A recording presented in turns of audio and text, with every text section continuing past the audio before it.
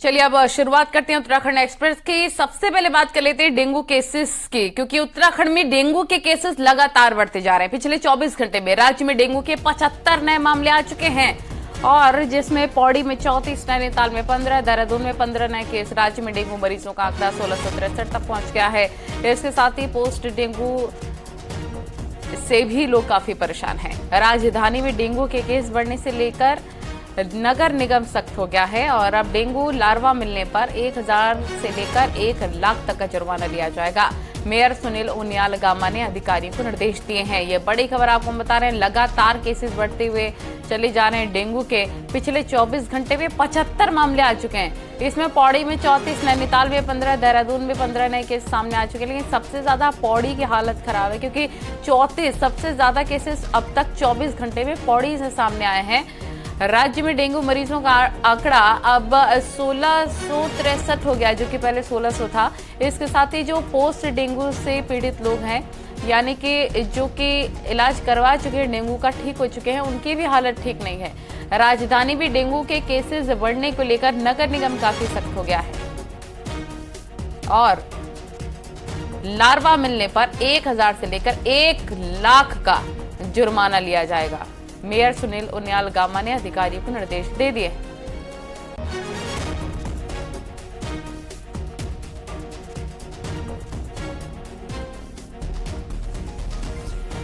भारती सकलानी हमारी सहयोगी तमाम जानकारी के साथ हमारे साथ लाइव जुड़ गए हैं। भारती, लगातार नए केसेस सामने आ रहे हैं, और पौड़ी से सबसे ज्यादा 34 मामले, क्योंकि अगर 24 घंटों की बात करें तो 75 केसेस सामने आ चुके हैं।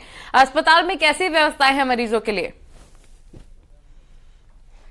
देखिए, अस्पताल में तो व्यवस्था की जा रही है, लेकिन इसमें समझने वाली बात यह होगी कि केस लगातार सामने आ रहे हैं। स्वास्थ्य सचिव हालांकि ये बात कह रहे हैं कि देहरादून में केस कम हुए हैं। पिछले कुछ दिनों का डेटा भी हालांकि ये बताता है कि केस जो है वो देहरादून में कम हुए हैं। हालांकि कल की अगर मैं बात करूं तो 15 केस देहरादून में सामने आए हैं। हरिद्वार में देखने को मिल रहा है कि वहां पर डेली केसेस आ रहे हैं, और 20 के करीब केस अमूमन वहां से आ ही रहे हैं। इसके अलावा नैनीताल और पौड़ी गढ़वाल, ये वो जिले हैं जहां से लगातार केस सामने आ रहे हैं। यानी कि ये कहा जा सकता है कि पहाड़ में भी डेंगू का डंक जो है वो देखने को मिल रहा है। घरों में चेकिंग लगातार हो रही है, ऑफिसेज में लगातार चेकिंग हो रही है, और वहां से डेंगू का लार्वा भी मिल रहा है। इसी को देखते हुए नगर निगम की तरफ से फैसला भी लिया गया है कि अब जो जुर्माने की राशि है वो बढ़ाई जाए। 1000 से लेकर 1 लाख रुपए तक का जुर्माना लग सकता है अगर ऑफिस में या फिर घर में डेंगू का लार्वा मिलता है तो देहरादून में। बिल्कुल भारती, क्योंकि लगातार जिस तरीके से मामले सामने आ रहे हैं उस तरीके से एहतियात बरतना बहुत जरूरी है। लेकिन अगर बात वहां की स्थितियों की जाए तो उसको लेकर जिला प्रशासन का क्या कुछ कहना है? देखिए, अस्पताल में व्यवस्था की जा रही है। पिछले कुछ दिनों से अगर मैं बताऊं, चाहे वो सरकारी अस्पताल हो या फिर वो प्राइवेट अस्पताल हो, डेंगू पेशेंट से सभी वार्ड जो फुल हैं डेंगू के बनाए गए हैं। एक्स्ट्रा वार्ड्स बनाए गए हैं सरकारी अस्पतालों में, तो और वो सभी के सभी फुल है। इस तरह की स्थिति भी देखने को मिल रही है कि पेशेंट्स को इंतजार करना पड़ रहा है। हालांकि ये एक अच्छी बात है कि जो डेंगू पेशेंट है वो रिकवर होकर जा रहे हैं। 1100 से ज्यादा। ये भी एहतियात बरतना भी बहुत जरूरी है, क्योंकि जिस तरीके से मामले सामने आ रहे हैं उस तरीके से सचेत रहना बहुत जरूरी है। बहुत शुक्रिया इस पूरी जानकारी के लिए। चलिए खबरों में आगे बढ़ते हैं। देहरादून से खबर, सीएम पुष्कर सिंह धामी आज से एमपी राजस्थान के दौरे पर रहेंगे। एमपी राजस्थान में सीएम धामी का चुनाव प्रचार होगा। तो आज सुबह 11:15 बजे एमपी सीएम धामी पहुंच जाएंगे, और 2 बजे एमपी के खुरे में जनसभा होगी।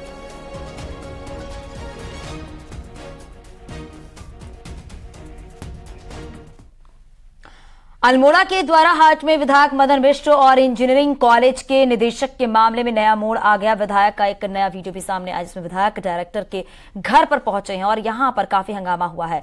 वीडियो में मदन मिश्र को साफ देखा जा सकता है और मदन मिश्र चिल्लाते हुए नजर आ रहे हैं, जबकि घर के अंदर से किसी महिला की आवाज आ रही है।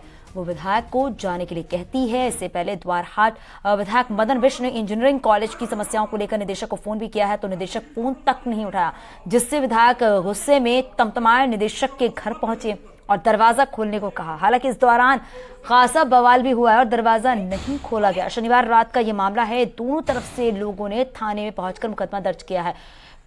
फिलहाल पुलिस मामले की जांच कर रही है। निदेशक ने कहा है कि विधायक ने गाली गलौज किया है, तो वहीं विधायक ने इसे विशेषाधिकार हनन का मामला भी बताया है।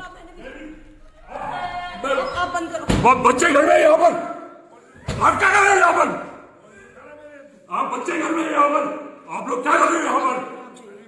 भारतीय जी सब लोग सारे फैकल्टी यहाँ आओ। आप जाइए। रुड़की में युवकों के बीच मारपीट का एक वीडियो वायरल हो रहा है, जिसमें मामूली कहा सुनने के बाद जमकर मारपीट हो गई थी। वीडियो 12 सितंबर को बताया जा रहा है। पुलिस सीसीटीवी फुटेज के आधार पर जांच कर रही है। फिलहाल 3 युवकों को हिरासत में ले लिया गया है।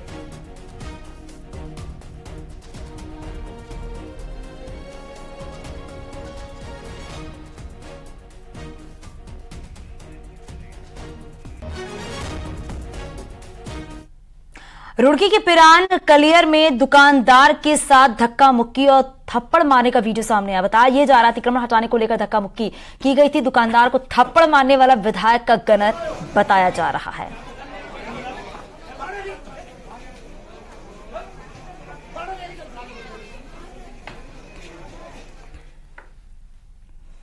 उत्तराखंड एसटीएफ ने अंडरवर्ल्ड डॉन छोटा राजन के करीबी को गिरफ्तार कर लिया है। भारत नेपाल बॉर्डर से दीपक सिसोदिया को गिरफ्तार किया गया। दीपक सिसोदिया को मुंबई में पत्रकार जे डे की हत्या में उम्र कैद की सजा सुनाई गई थी। पैरोल पर बाहर आने के बाद दीपक फरार हो गया था और एक साल से नेपाल में छिपा हुआ था।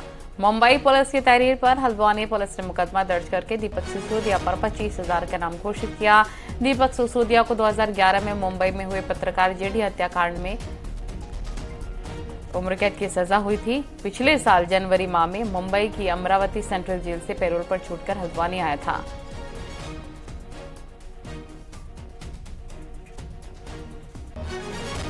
से एक दीपक सिसोदिया नाम का अभियुक्त था, जिसके द्वारा वेपन सप्लाई किए गए थे इस गैंग को, जो कि घटना में प्रयोग किए गए थे और उसको वहां पर मुंबई पुलिस के द्वारा पूर्व में गिरफ्तार किया गया था और ड्यूरिंग ट्रायल के बाद में इसको उम्र कैद की वहां पर सजा हुई थी और ये अमरावती में इस सजा को काट रहा था। इसी बीच इसके द्वारा जनवरी 2022 में पैरोल पर ये आया था। ये मूल रूप से हल्द्वानी का रहने वाला है और 45 दिन की इसकी पैरोल हुई थी, लेकिन ये पैरोल का पीरियड खत्म होने के बाद वापस नहीं गया और फरार हो गया। चमोली के पगनू गांव में आज एक मकान भरभरा कर ध्वस्त हो गया है। पिछले कई दिनों से मकान के ऊपर लगातार भूस्खलन हो रहा था, जिससे न सिर्फ ये मकान बल्कि पूरे गांव पर खतरा आ गया था और अब मकान पूरी तरह ध्वस्त हो गया है। तस्वीर में आप देख सकते हैं कैसे मकान अचानक धराशायी हो गया। इस दौरान हालांकि आसपास कोई नहीं था, क्योंकि सुरक्षा के नजरिए से मकान पहले ही खाली करा दिया गया था, लेकिन कुछ ही सेकंड में पूरा घर ध्वस्त हो गया।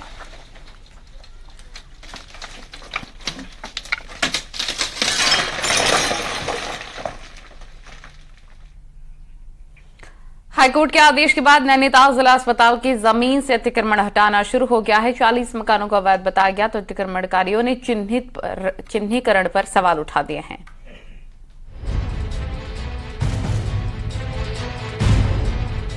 नैनीताल में अतिक्रमण पर बुलडोजर की कार्रवाई तेज हो गई है। बीडी पांडे जिला अस्पताल की जमीन से अतिक्रमण को हटाया जा रहा है। 3 जेसीबी मशीनों के साथ 250 मजदूरों को ध्वस्तीकरण में लगाया गया है। भारी सुरक्षा के बीच कार्रवाई चलती रही और एक के बाद एक घरों को ध्वस्त कर दिया गया। हालांकि अतिक्रमणकारी जमीन पर खुद का दावा कर रहे हैं। अपनी लिस्ट, अपनी जो उन्होंने लिस्ट बनाई उसी के हिसाब से काम कर लो। थोड़ा सा टुकड़ा तो छोड़ दो हमारे लिए। हम कोई अतिक्रमणकारी नहीं, हमने रजिस्ट्री कराई, दाखिल खारिज करा, टैक्स भर रहे सालों से, नगर पालिका को हर चीज कर रहे हैं। घर के बदले घर ही चाहिए, हम पे तो कुछ है भी नहीं और हम सर पैदा यहीं के हुए हैं, कहीं आए भी नहीं है बाहर से।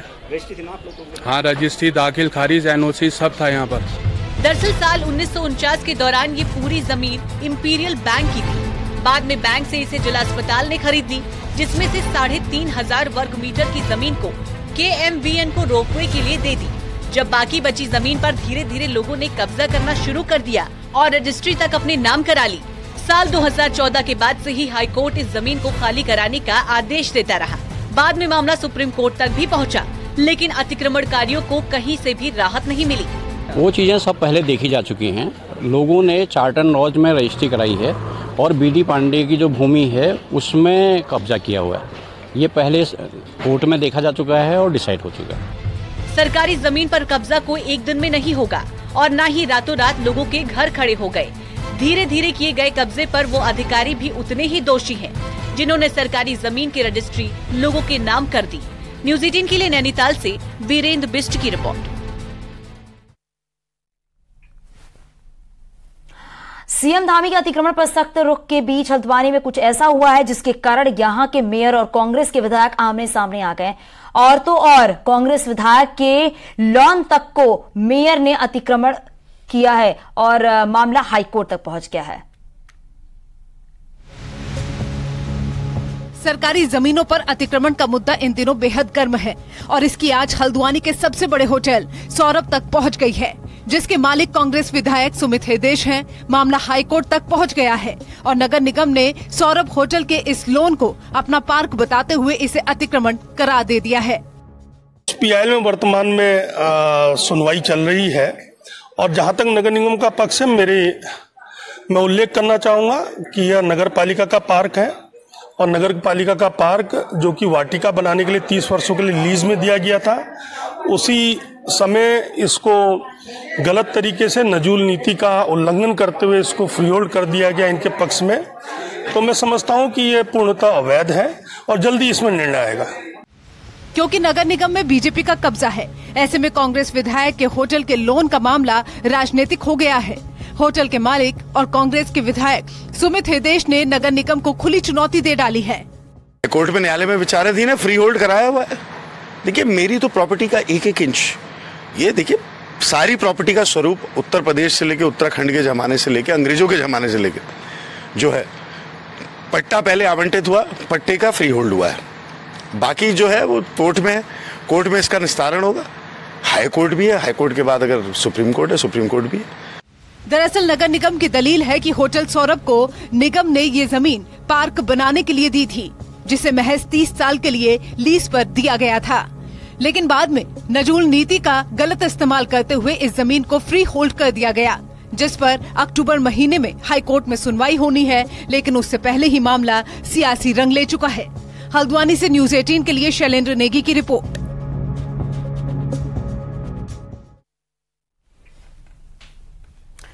कृषि विभाग ने जिलों में बैठे अफसर आदेशों को लेकर गंभीर नजर नहीं आते। इसी मुद्दे को लेकर सोमवार को कांग्रेस नेता सूर्यकांत धस्माना ने प्रेस कॉन्फ्रेंस की। उन्होंने कहा कि 8 सितंबर को पौड़ी के मुख्य कृषि अधिकारी को देहरादून अटैच करने का आदेश हुआ, लेकिन सचिव के आदेश माने नहीं गए और 10 दिन बाद भी अब तक देहरादून अटैच नहीं हुए हैं। कांग्रेस के मुद्दे पर कृषि मंत्री गणेश जोशी ने कहा कि मुख्य कृषि अधिकारी मेडिकल पर चले गए थे, लेकिन अब वो देहरादून में ज्वाइनिंग करेंगे। कृषि विभाग के एक जिला मुख्य कृषि अधिकारी को पौड़ी के आरोप लगा करके अटैच किया जाता है देहरादून। 10 दिन हो गए, 8 तारीख को 8 सितंबर को उसका अटैचमेंट हुआ। 10 दिन में वो पूरा मौका दिया जा रहा है कि आप बार्गेनिंग करिए, सौदेबाजी करिए, अटैचमेंट। शाम तक वो व्यक्ति यहाँ पर रिपोर्ट करेगा।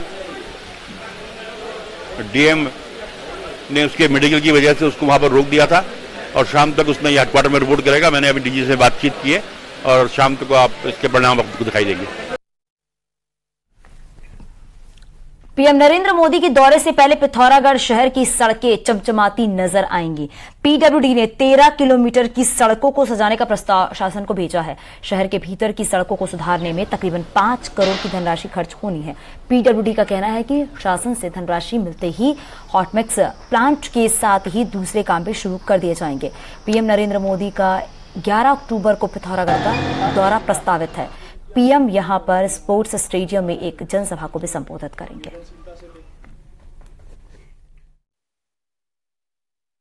शहर के जितने भी हमारे पुरानी जितनी भी सड़कें हॉटमिक्स की हैं, उनको हम दोबारा से रिसर्फेसिंग कराएंगे और थर्मोप्लास्टिक पेंट है, कैटाई है, तो सौंदर्यीकरण के सड़कों का हमारा काम होना है। इसमें 13 किलोमीटर की हमारी अभी टोटल सड़कें हैं, जिसमें 5.9 करोड़ का हम लोगों ने एक आंकड़न बनाया है। बागेश्वर के कांडा क्षेत्र में पिछले कई दिनों से गुलदार का आतंक बना हुआ है, जिससे स्थानीय लोग दहशत में हैं। स्थानीय लोगों ने वन विभाग से गुलदार को पकड़ने की मांग की है। लोगों का कहना है कि शाम होते ही गुलदार सड़क में दिखना शुरू हो जाता है। लोगों का यह भी कहना है कि दिन के वक्त गुलदार खेतों के पास झाड़ियों में दिखाई देता है।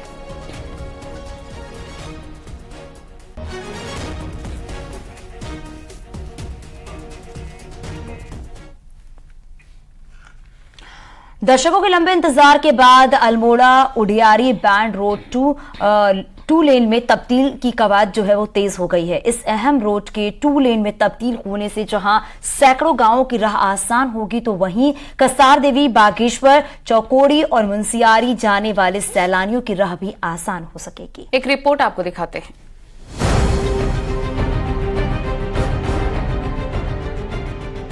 अल्मोड़ा, तकुला, बागेश्वर कांड और उडियारी बैंड की राह अब जल्द ही आसान होने वाली है। 125 किलोमीटर लंबी इस रोड को 2 लेन में तब्दील कराने की सभी औपचारिकताएं पूरी हो गई है। इस रोड के 2 लेन में तब्दील होने से कुमाऊं के 3 पहाड़ी जिलों को खासा फायदा होगा। सिंगल लेन होने के कारण अभी तक इस रोड में अक्सर दुर्घटनाएं भी होती है। यही नहीं, इस रोड के सफर में काफी समय भी लगता है।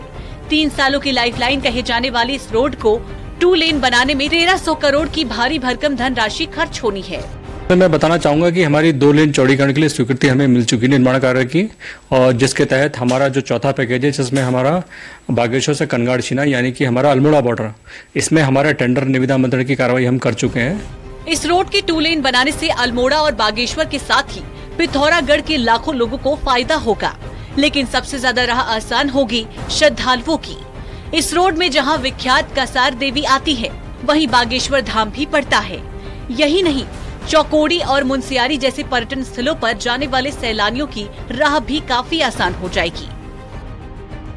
NH 4 चरणों में इस रोड को 2 लेन में तब्दील करेगा।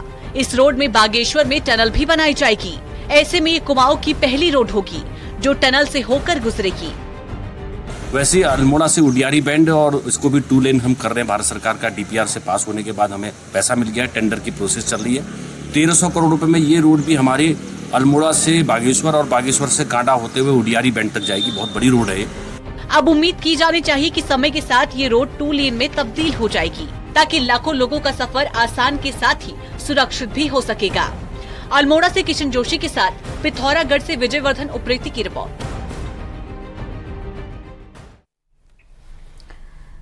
हरिद्वार में अच्छी लोकेशन पर मकान बनाकर देने का झांसा देकर लोगों से करोड़ों रुपए ठगने वाले बंटी बबली को पुलिस ने गिरफ्तार कर लिया है। आरोपियों पर बहादराबाद थाने में धोखाधड़ी के 50 से ज्यादा केसेस हैं। हाल ही में गैंगस्टर एक्ट की धारा में कार्रवाई हुई है। पुलिस के मुताबिक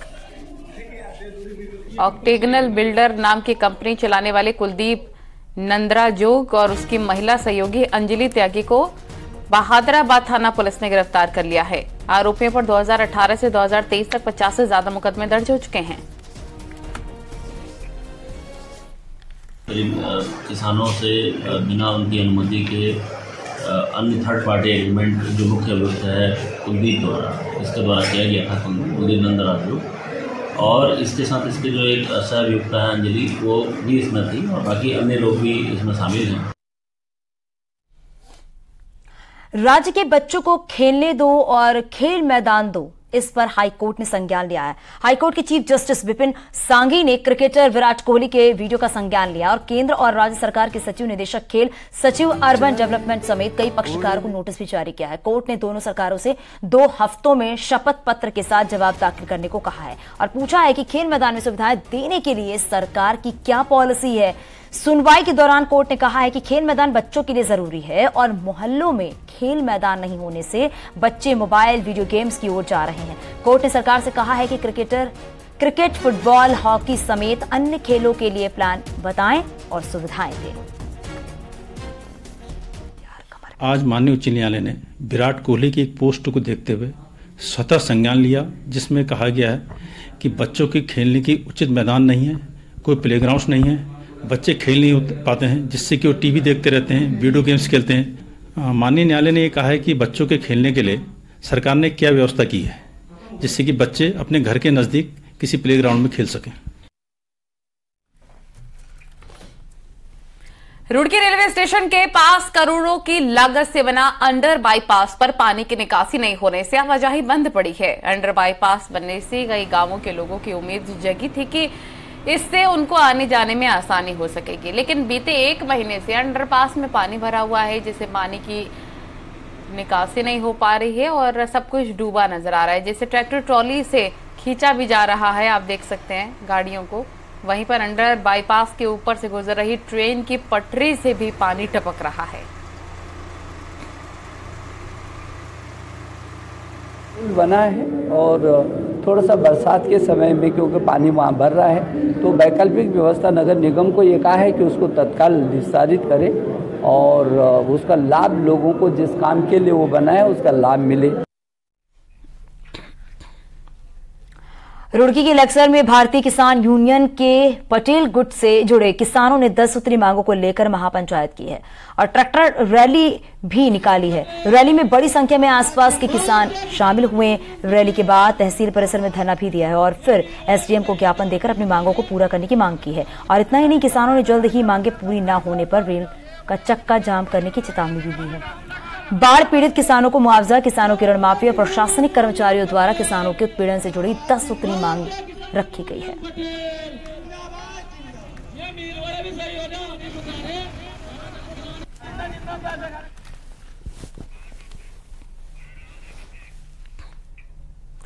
और चलिए अब आपको दिखाते हैं पहाड़ टॉप 10 न्यूज। हेड कांस्टेबल पे स्केल मामले में हाई कोर्ट ने सरकार की विशेष अपील को खारिज कर दिया है। कोर्ट ने अपील में देरी के आधार पर याचिका को खारिज किया।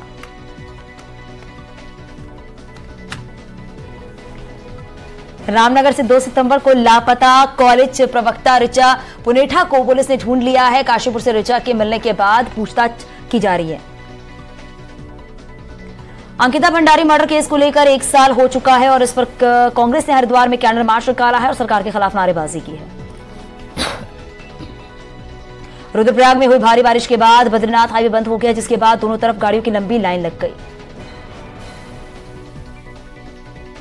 तृतीय किरदार तुंगनाथ मंदिर की छतरी का जीर्णोद्धार कार्य आज से शुरू हो गया है और ये भगवान शिव के बाहु और हृदय की पूजा होती है। हरिद्वार में भारत नेपाल की संस्कृति की झलक हरितालिका तीज महोत्सव का आयोजन किया गया। महोत्सव में नेपाल की अभिनेत्री नीतू कोइराला और गायक ऋतु कंडेल शामिल हुए। केदारनाथ धाम में तंवर पुरोहितों का आंदोलन अनशन में बदल गया है और 2 सूत्री मांगों पर कोई काम नहीं होने के चलते यह फैसला किया गया है। उत्तरकाशी में उत्तराखंड बीजेपी के मीडिया प्रभारी मनबीर चौहान ने कार्यकर्ताओं के साथ बैठक की और कहा कि धामी सरकार युवाओं को लगातार रोजगार दे रही है। हरिद्वार में ट्रेन से कटकर हाथी की मौत हुई है। देर रात उपासना एक्सप्रेस की चपेट में आया हाथी। हरिद्वार रेंज में सीतापुर फाटक के पास हुआ हादसा। रुड़की के बेड़ा गांव में 3 महीने पहले बवाल के बाद अब पीड़ित परिवार अपनी 12 सूत्री मांगों को लेकर नगर निगम के सामने धरने पर बैठ गए।